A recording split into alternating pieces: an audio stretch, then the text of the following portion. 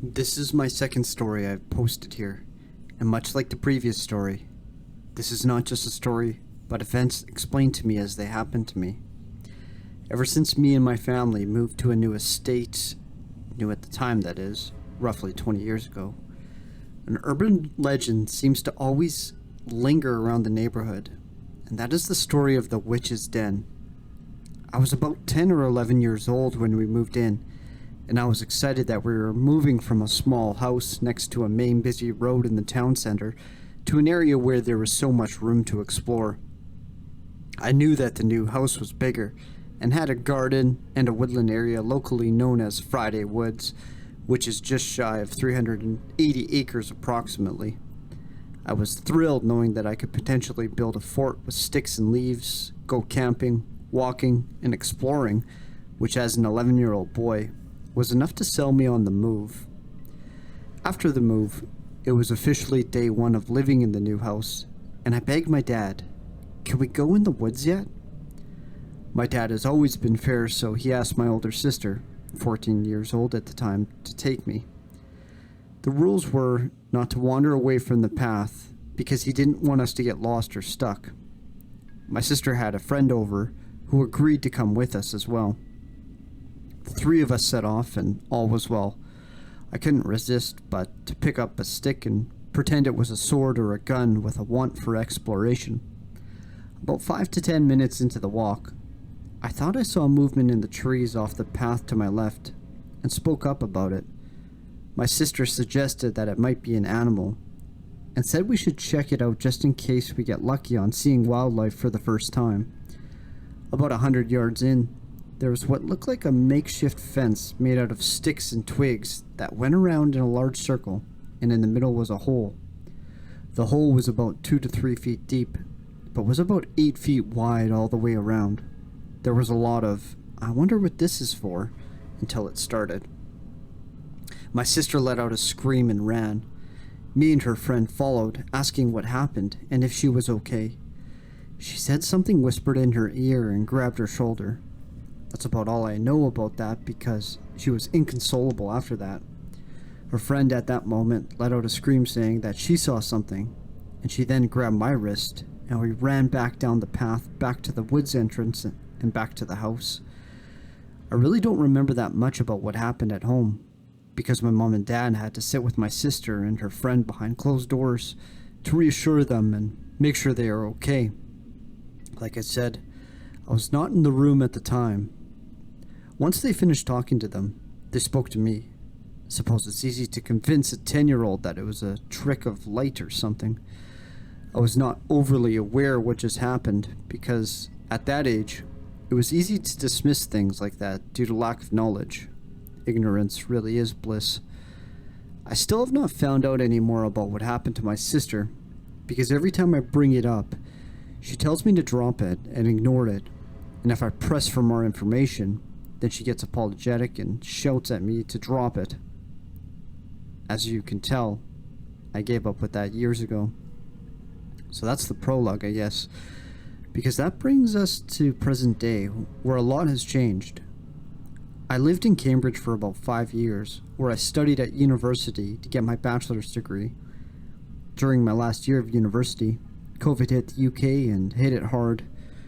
We were locked down and many were on furlough, while others just straight up lost their job. This means that for a new graduate, there is no work available. My dad agreed to let me come home for a bit, while we let COVID blow over for the most part. This is where I am today. I'm job searching and waiting. A few weeks ago, I thought I'd better start exercising, and began running and going for walks in the woods to help break up the day. There's never anyone around during the day, so I don't have to wear a mask. It was perfect. On one of my walks, I walked past the entrance to the witch's den without realizing. It had been so long. When I thought I could hear a girl's voice, it wasn't like a stereotypical witch-like voice, with the cackling laughter, green skin on a broomstick type voice. It was way more gentle and sounded younger. I heard it over my headphones, and it immediately stopped in my tracks. I turned and I started walking through the bushes and trees. The voice sounded like a young woman stuck and was shouting for help. I kept going, but the voice sounded eerily comforting and inviting, in a pure and innocent way. When I came to that conclusion, I fell over. It was the hole in the middle of the witch's den. It was silent. I snapped out of it and decided to get out of there. My mind started going miles a second as I ran out. How can the girl just stop asking for help and disappear? It was a kind voice, so why did the girl scream all those years ago? Why did I even walk in there in the first place? It's been a few days since then, and I've tried to ignore it, but I keep seeing lights in the distance from my bedroom window. The witch's den is not far, and can see, just barely, it through the trees. The lights look like people dancing, except they are made of light and dance through the trees. I'm sorry, but the story stops there.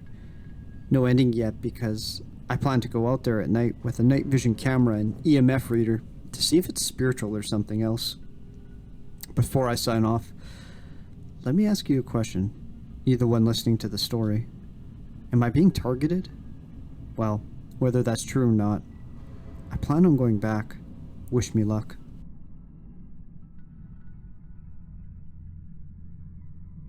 I wanted to share an experience that I have not, even 11 months later, been able to shake.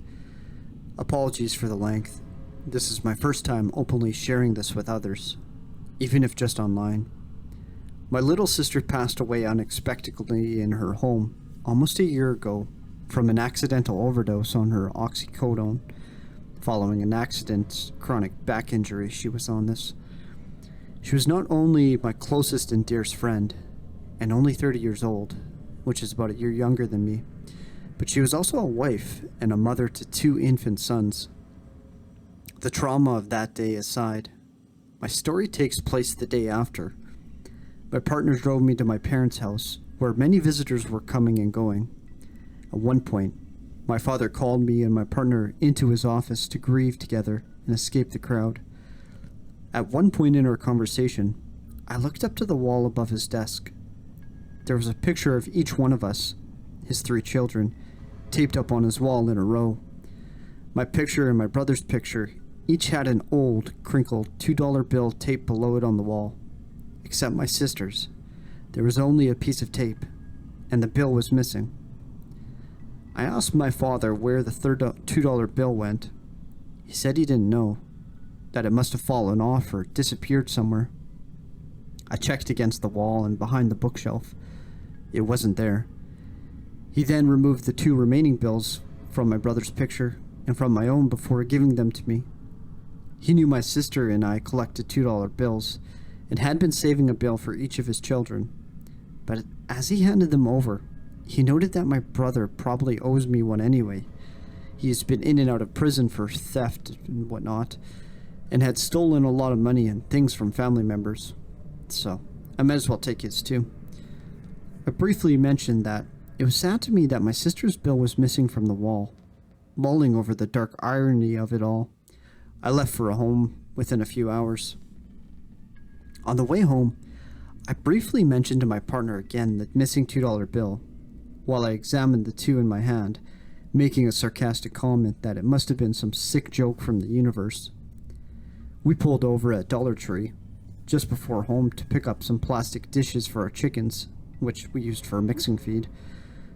While in the store, I mentioned that my sister had once been a cashier at a Dollar Tree. My partner didn't know this and asked for how long. I replied that she was only there for a few months and was fired for stealing from the register. Yeah, she had some bad behavior as a teenager. I was weepy as we stood in line reminiscing, still in quite a bit of shock. As the lady in front of us was checking out, the cashier said to her, "I actually have a fresh $2 bill here in my register if you'd like it with your change." It caught my attention, and my partner nudged me. The lady replied, "No thanks. Didn't know those were even still in print." As the cashier handed the lady her change, my partner quickly stated that he'd take the bill with his own change. And since we were next to the checkout, he soon handed me a fresh $2 bill. And I mean fresh, crisp. Not a creased corner or any sign of use or wear. My partner and I drove the rest of the way home in stunned silence. To elaborate further, I hadn't seen a $2 bill in years, and I don't ever recall receiving one at the store. It's been at least 20 years. My sister and I both had a small stack of them, each in our keepsake boxes. But, at least for myself, it's been at least 5 years or so since I've added to it, and usually, the bills I have found were given to me, or I bought them off of people who had them in their collection. I have a hard time explaining this to myself in any other way than being struck by lightning or winning the lottery. I'm not a religious person, although I have had many bizarre and strange experiences in my life, mostly synchronicities. I do consider myself spiritual or agnostic. My partner is not religious or spiritual, and is one of the smartest and logical people I know, but he was genuinely shaken by the experience. I just wanted to leave this here. A truly strange sequence of events that could still be a coincidence, but I don't know. Just too weird. Those 3 bills are still laid out on my nightstand. Every time I walk by them, they catch my attention. The only thing I know for sure is how broken my heart is, and how much I miss my sister. I'd give anything to talk to her again, even if just for a few minutes. Life has been so hard without her.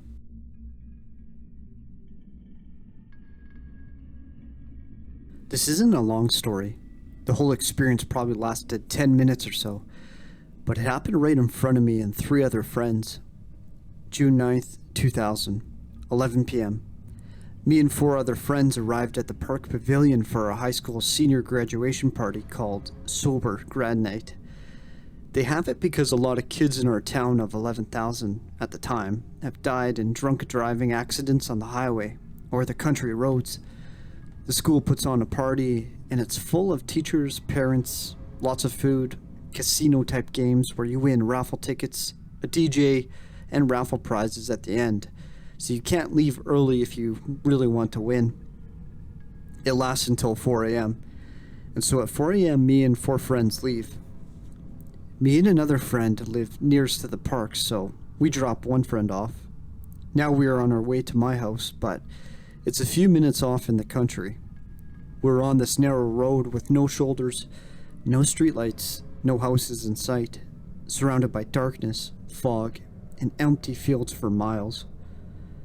In the headlights on the left side of the road, we see this lady. I remember a light-colored shirt, long hair, and she was walking at a fast, hurried pace with her arms folded in front of her. We had to pass her no matter what because my house was past her. We were all creeped out, and I commented something like, "Is this lady on drugs?" My 3 other friends were like, "What is this?" It reminded me of the Ring Lady or the Grudge. So we drive past, but we slow down a bit to look at her. I remember seeing her face and was surprised it wasn't an older grown woman at all.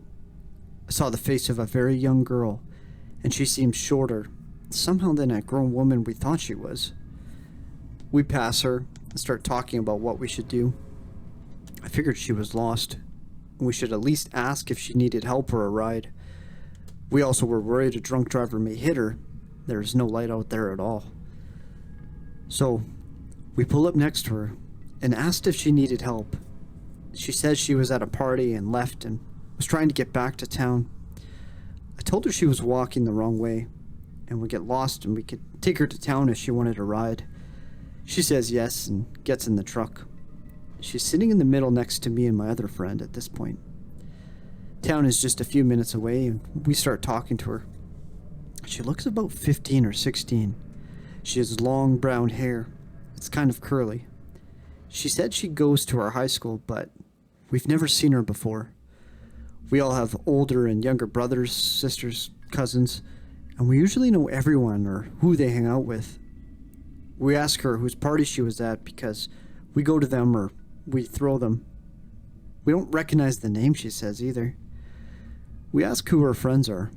She names 4 people we don't know either. The car light inside is on, so I can see everyone. And what happens next? It was weird. My friend in the front passenger comments on the can of beer she is holding in her lap. I look down, and she is holding a beer with both hands in her lap. It was a Budweiser. My friend asks where she got it, and she says her friend at the party gave it to her. The beer can was from the late 80s or early 90s. The cans in our time, the label was sideways, not straight, where you can read the label if the can was on the table. My friend said he hasn't seen that can since he was 8, but we kind of forget about it, and we are close to town. We arrive at the first gas station we see. Across the street is an old factory that's as old as the town. It's fenced with barbed wire on top, and the gates are closed. The gas station is empty with no cars. The town is dead and silent. I get out, and the girl gets out. She walks past me, and it's like she pays no attention to the gas station or the payphone. I call out to my friends and tell them to watch her because I didn't know what she was doing. She starts walking across the street towards the old factory. She's still about 20 feet from us, and she just disappears. And it was instant, like she teleported. I get back in the car and it's quiet. I have no idea what just happened. And my friend that's driving says, "Do any of you guys remember her face?" And I'm trying to remember, but I forgot already. And we all start yelling and freaking out. But it felt more like we saw a crazy magic trick, or a prank, or we got punked like the TV show. It wasn't too scary. I still don't know what I saw, but people and high school kids have died on that road. And I remember the girl's face now.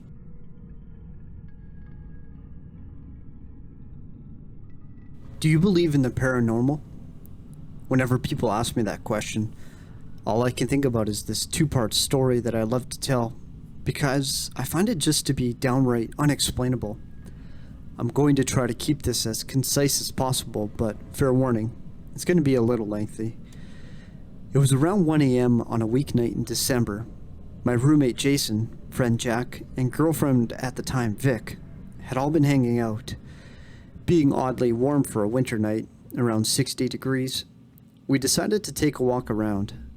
On a limb, we tried the door to the FA building, and to our surprise it was open. It was during the exam period.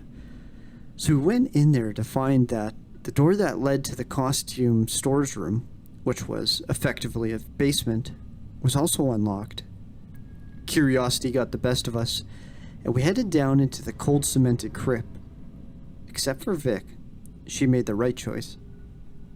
Upon reaching the bottom of the staircase, there was a long stretch of clothing on hangers that seemed to go on forever. We then looked to the side of us to see a door that said, "Keep shut at all times." Now, obviously, we were going to open the door. I mean, come on. So, we opened the door and peeked in, just to some pipes running along the top of the longer hall, a pile of logs to our right, and another door to our left.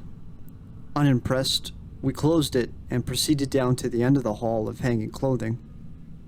Underwhelmed, to head back, but then my friend Jason made one last interjection. "I kind of want to check that side room again." So we did. And as I'm holding the door that shouldn't be open, I realized something. Wait, no. I've seen way too many horror movies to allow that door to slam shut behind me. "Jason, grab me that piece of wood." Jason was just looking at me like an idiot, so I said it more aggressively. "Jason, grab me that piece of wood." Like a deer in headlights, he didn't move, so I said it again. "Jason, grab me that piece of..." Suddenly, the side door flies open on a gust of aggressive wind. We hear a slam in the distance, and we book it. And we get out. And when we do, Jason claims he heard a girl's voice as he went up the stairs. Eager to share our findings with the group, we did just that. And I returned the next night with a large group. Scared as I was, I had my doubts about what had happened. I wanted to see if I could debunk the phenomenon. I checked the side door that flew open to realize that it hadn't have a latch that fully closed, so that was that. It was most likely just a draft that came from the wide open stage above that caused the door to open. I returned with relief, but I was also kind of a letdown. I thought, wouldn't it be nice to have a ghost story of my own? Well, turns out I would get exactly what I wished for. The next day, I was on aid duty for my best friend and roommate, Bryce. He's physically disabled, so He needs someone to help him with everyday tasks. We were chilling in his room after we had just told his dad about my adventure. Mid-conversation, we hear a faint, three-toned whistle. "Did you hear that?" Bryce asked. I assured him it was nothing but a bird or a gust of wind. But then it happened again. Bryce insisted we get out of his room and head to the living room. I wasn't convinced it was anything out of the ordinary, but I didn't want him to be tweaking. So we did just that. We set up our computers and headphones and got started on the work that we had been procrastinating on. I could tell Bryce was mad at me, so I figured I should just keep my mouth shut and continue doing my work. The three-toned whistle returned right in my ear. I played back my music to double-check. Only percussion. Reluctantly, I informed Bryce, to which he responded with fear, curiosity, against his better judgment. "Okay, that's it. If you were here, whistle." 3, 2, 1. The three-toned whistle returned, as if it was in the room with us. We booked it out of our dorm to the lobby. Soon our other roommate returned, confirming that he was not in his room. We knocked on neighbors' doors to test how well a whistle could travel. It wasn't audible. I have no explanation for what happened. The whistle happened a few more times that night, but never again after. Fairly certain I brought something back from the night prior, but I'm not sure what it could have been trying to tell me. Anyone know anything about spirits that whistle?